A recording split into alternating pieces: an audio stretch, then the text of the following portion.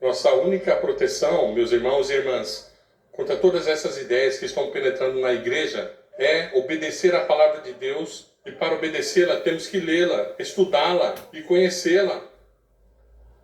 Há tanta ignorância na palavra na igreja adventista hoje em dia. A televisão absorve nosso tempo, nosso trabalho. Há tantas distrações, não temos mais tempo de estudar com profundidade a palavra. Não somos capazes de dizer, está escrito, porque não sabemos onde está escrito. E pior que isso, não podemos dizer, está escrito, porque nem sequer nós sabemos se está escrito. E como vamos nos proteger contra os enganos de Satanás se nós não conhecemos a palavra de Deus e não temos assimilado em nosso ser? Vocês creem que Satanás pode usar a música para perverter? A irmã White diz que sim. Escutem bem o que falamos nessa manhã, mas esse movimento, One Project, ele vem vinculado com bandas de rock na igreja adventista.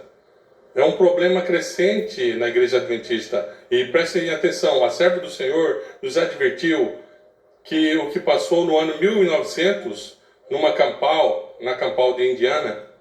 Eu tenho um sermão de 2 horas sobre a Campal de Indiana, em DVD.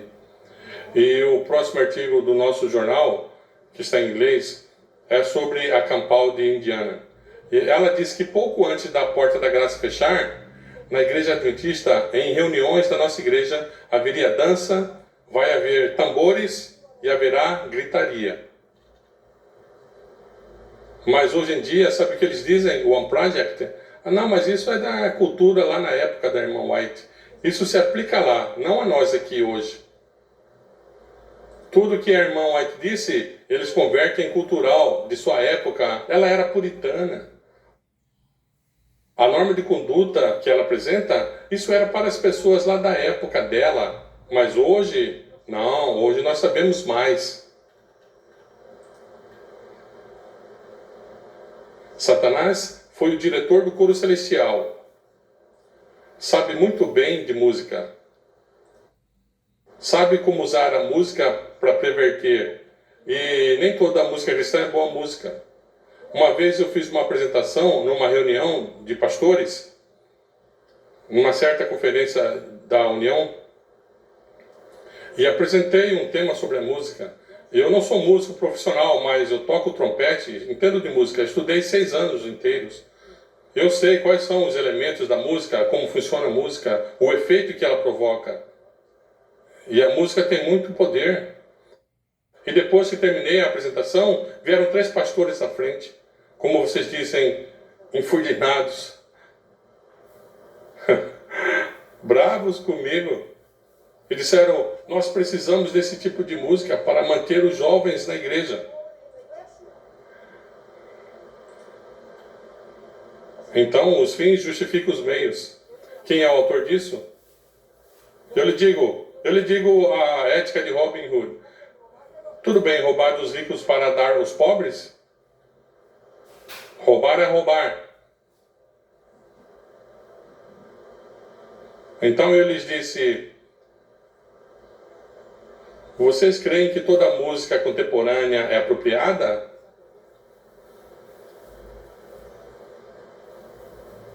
Disse um dos pastores rapidamente, disse não.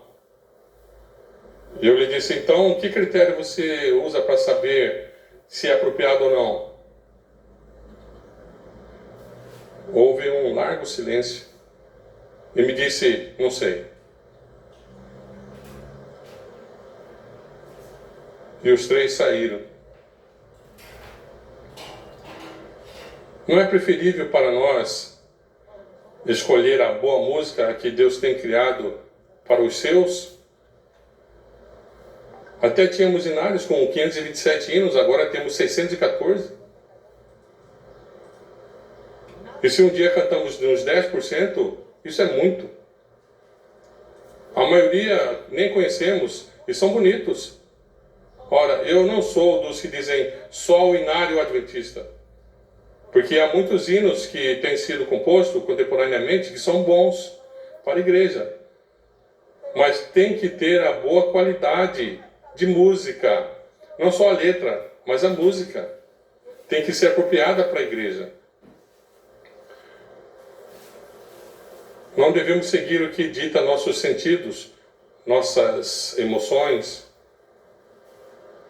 Hoje em dia, muitos escolhem obedecer palavras de homens ou de mulher, em vez de obedecer o que Deus disse.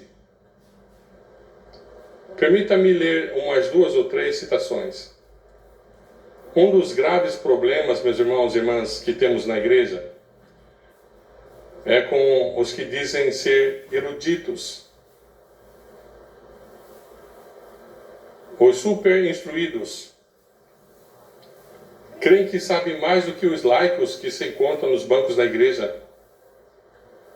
Então dizem, como eu estudei, eu sei grego e hebreu. Não, eu não tenho nada contra estudar grego e hebreu, estudar a Bíblia profundamente e escrever livros, não tenho nada contra isso. Mas há o perigo de que, enquanto mais conhecemos, mais arrogantes chegamos a ser e pensamos que nós somos super instruídos e os que não estudaram são ignorantes. Pois sabem vocês, meus irmãos e irmãs, que nenhum dos pioneiros adventistas era PhD. E, no entanto, elaboraram o corpo de doutrinas da nossa igreja só na Bíblia, poderosamente. Hoje em dia tem usado muitos eruditos da igreja adventista para atrapalhar a igreja. E pode ser que eu agora me meti num problema por dizer isso. Mas é a verdade. Mas eu vou ler algumas citações. O grande conflito, página 595, diz a serva do Senhor: Satanás trata continuamente de atrair a atenção para os homens em lugar de atrair para Deus. Agora escutem bem, faz que o povo os considere como seus guias, os bispos, pastores e professores de teologia, em vez de estudarem as Escrituras para saberem por si mesmos quais são os seus deveres.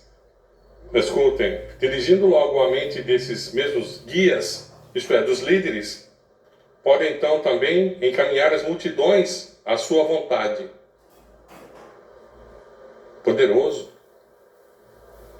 No mesmo livro, O Grande Conflito, páginas 598 e 599, diz a serva do Senhor: as verdades que se encontram explicadas com a maior clareza na Bíblia têm sido envoltas em dúvidas e obscuridade por homens doutos, que com pretensão de grande sabedoria ensinam que as Escrituras têm um sentido de mistério, segredo espiritual, que não se deixa ver pela linguagem que empregam a elas.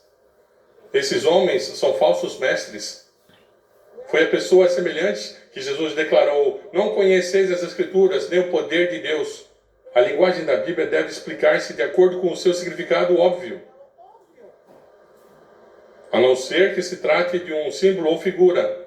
Cristo prometeu: se alguém quiser fazer a vontade do Pai, conhecerá meus ensinos se são de Deus. Se os homens tão só estivessem dispostos a aceitarem a Bíblia tal qual está escrita,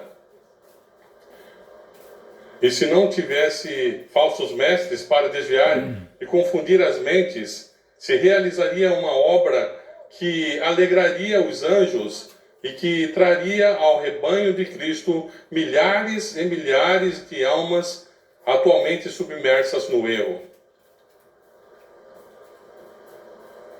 Permita-lhes dar-lhes uns exemplos agora da importância de obedecer ao que Deus disse.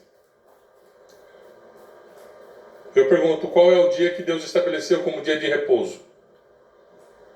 Está claro isso? Em Gênesis está claro? Está claro. Qual é o dia? É o sábado. O 7º dia é o sábado do Senhor teu Deus. Está claro? Simples. Simples, claro. O que dizem os doutos? Oh, não, mas era para os judeus. Não estamos debaixo da lei, sim, da graça.